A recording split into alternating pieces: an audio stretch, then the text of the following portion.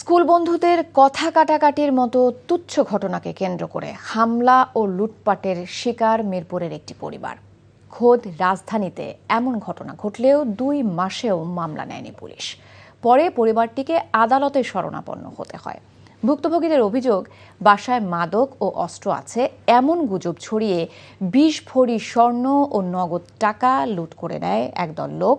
কিন্তু ঘটনার সময় বাসার নিচে অবস্থান করলেও কোনো ব্যবস্থা নেয়নি পুলিশ। নাহিদ প্রিন্সের আরও একটি রিপোর্ট। 25 ফেব্রুয়ারি রাত 9টা মিরপুর কালশির আদর্শনগর এলাকার এই বাড়িটি মুহূর্তেই পরিণত হয় রণক্ষেত্রে। ভেঙে ফেলা হয় সিসি ক্যামেরা। স্কুল বন্ধুদের মধ্যকার একটি সামান্য ঘটনাকে কেন্দ্র করে পরিকল্পিত গুজব ছড়ায় স্কুল পড়ুয়া কিশোর ইমরান ও তার সহযোগীরা। মুহূর্তে জড়ো করা হয় কয়েকশো মানুষকে। অনেকগুলা লোক আসলো, আসার পরে আমরা ভয়ে বাসার ভিতরে উঠছি, আমি আর আমার ভাই শাকিল। ওঠার পরে আমাদের গেট আটকায় দিছে, গেট আটকায় দিয়ে বাইরে দিয়ে তালা মারে দিছে, আমাদের মারবে ধরবে। তোর মুখে গন্ধ এন টেন এই কইছে দেখা, আমি কই এই কইস না, এরা কইছে দেখা ওই আমার থাবো দিছে। এবারে ওরে আমি ঘুষি দিছি, ওই কয় আমার খাড়া, আমি জিনিস লয়ে আইতে গেছি, জিনিস লয়ে আই আমার কূপ দিব। ভুক্তভোগী পরিবারটির অভিযোগ, হামলাকারীরা ঘরে ঢুকে পরিবারের সদস্যদের মারধর করে।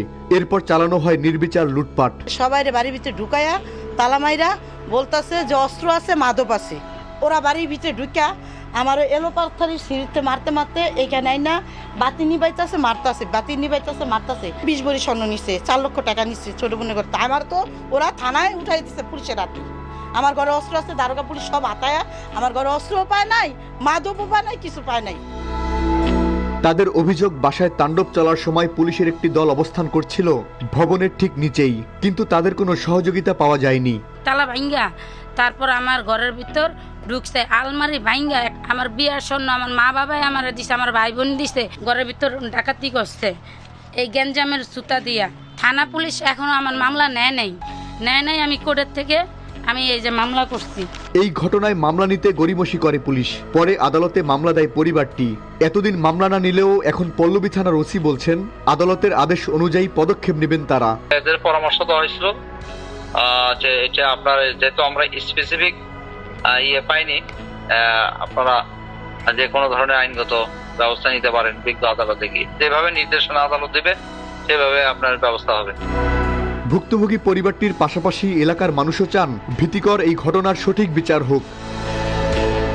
Nahid Prince, NTV news, Dhaka.